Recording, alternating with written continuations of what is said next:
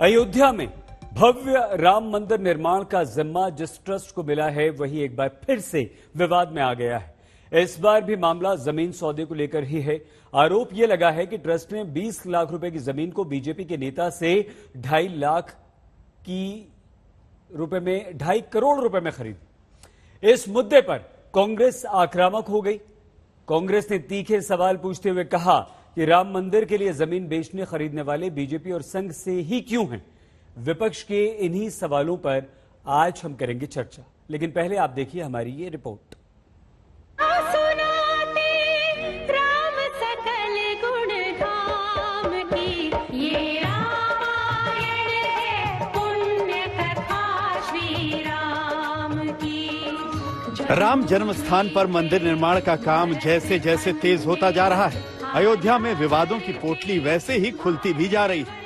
पहले एक जमीन का झमेला खत्म भी नहीं हुआ था कि एक बार फिर ट्रस्ट घिर गया। जिस ट्रस्ट के हवाले भव्य मंदिर निर्माण का जिम्मा है, वही फिर से एक और जमीन खरीद के मामले में आरोपों के कटघरे में है। कांग्रेस का आरोप है कि यूपी में बीजेपी के मेयर ऋषिकेश उपाध्याय के भतीजे दीप नारायण ने जिस जमीन को महंत देवेंद्र नाथ से 20 फरवरी 2021 को 20 लाख रुपए में खरीदी थी, उसी जमीन को 11 मई 2021 को राम मंदिर निर्माण ट्रस्ट को 2.5 करोड़ में बेच दी। कांग्रेस का आरोप है कि बीजेपी नेता धर्म, आस्था और विश्वास को बेचकर मुनाफे की लूट कर रहे हैं। रावण के चारणों की, मैं फिर दोहराता, रावण के चारणों की बस इस चंदे की लूट पर ही नजर है। चंदा जीवी, चंदा खोर ये लोग भगवान और भारतीयों की आस्था को धोखा दे उसे लूट रहे हैं।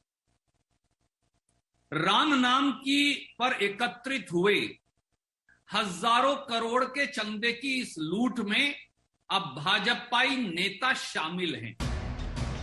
कांग्रेस ने इस जमीन खरीद फरोख्त के लिए पीएम मोदी और यूपी के सीएम योगी आदित्यनाथ से 5 सवाल पूछे। उन्होंने पूछा, चंदे की खुली लूट करने वालों के खिलाफ कार्रवाई पर पीएम और सीएम चुप क्यों? पीएम और सीएम बताएं कि आखिर 79 दिनों में जमीन की कीमत 1250% कैसे बढ़ी? बीजेपी सरकार ने जब जमीन की कीमत 4,000 रुपए प्रति वर्ग मीटर आंकी, तो फिर ट्रस्ट ने 28,090 रुपए प्रति वर्ग मीटर क्यों खरीदा? क्या राम मंदिर निर्माण के लिए जमा किए गए चंदे की लूट में लगे हैं बीजेपी नेता? सुप्रीम कोर्ट की निगरानी में पूरे मामले की क्यों न हो जांच? ऐसे ही सवाल आम आदमी पार्टी के भी हैं। चंद दिनों पहले 2 करोड़ की जमीन का सौदा जब 18 करोड़ में हुआ था, तब भी संजय सिंह ने बीजेपी को जमकर घेरा था। इस बार भी दस्तावेज जुटाकर आरोपों की बौछार कर रहे हैं। तो कोट रामचंद्र एरिया में एक जमीन भारतीय जनता पार्टी के मेयर का भतीजा दीप नारायण खरीदता है। 35,60,000 की जमीन उसको 20 लाख में मिल जाती है। एक जमीन जगदीश प्रसाद जी खरीदते हैं महंत देवेंद्र प्रसाद आचार्य जी से, वो 14 लाख की जमीन उनको 10 लाख में मिल जाती है। और उसी एरिया में एक जमीन राम जन्मभूमि ट्रस्ट खरीदता है 1 करोड़ 60 लाख की जमीन, वो उनको 4 करोड़ में मिल रही है।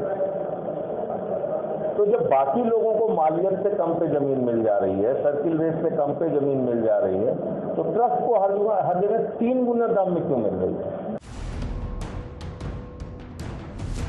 आरोप संगीन है, लेकिन आरोप लगाने वालों को बीजेपी के मेयर कोर्ट कचहरी की चेतावनी दे रहे हैं।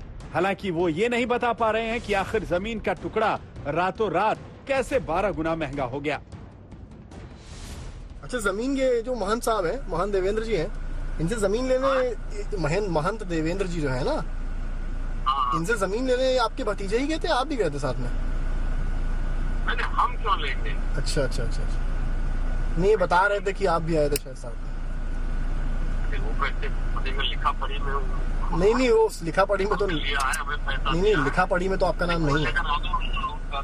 पानी जैसे पहले वाला नहीं था वैसे। अच्छा, उससे भी हो। वहीं अयोध्या के मेयर के भतीजे को जमीन बेचने वाले महंत देवेंद्र को भी अंदाजा नहीं था कि जमीन इतनी महंगी बिकेगी। ट्रस्ट की जरूरत जब थी तो दीप नारायण ने कैसे खरीद ली? डायरेक्ट ट्रस्ट ने क्यों नहीं खरीदी? अब वो कहे होंगे कि भाई इनको दीजिए, अब ये अपना उनको देंगे, जो भी हो हमसे बताए। ट्रस्ट से आपसे डायरेक्टली भी ले सकता था आपके, तो हाँ, तो ट्रस्ट के लोग हमसे मिले नहीं, हमसे मेयर साहब मिले थे, उन्होंने कहा कि उनको जरूरत है। आपको जानकारी है कि दीप नारायण ने आपसे 30 लाख में लिया जैसा बता रहे हैं, और ट्रस्ट को ये जमीन जो है 2.5 करोड़ में दी?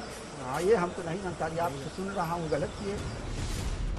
इससे पहले राम मंदिर ट्रस्ट के 18 करोड़ वाले जमीन सौदे में अहम किरदार रहे हरीश पाठक को लेकर भी नए खुलासे हो रहे हैं। बस्ती में ये आलीशान कोठी हरीश पाठक की ही है। आरोप है कि ये जालसाजी की कमाई है और इसकी गवाही वो FIR कर रही है, जो हरीश पाठक के नाम पर कई जिलों में दर्ज है। बकरी फार्मिंग के नाम पर हरीश पाठक पर कई लोगों से करोड़ों रुपए ठगने का आरोप है। साकेत बकरी फार्मिंग कंपनी 2009 में खोली गई थी।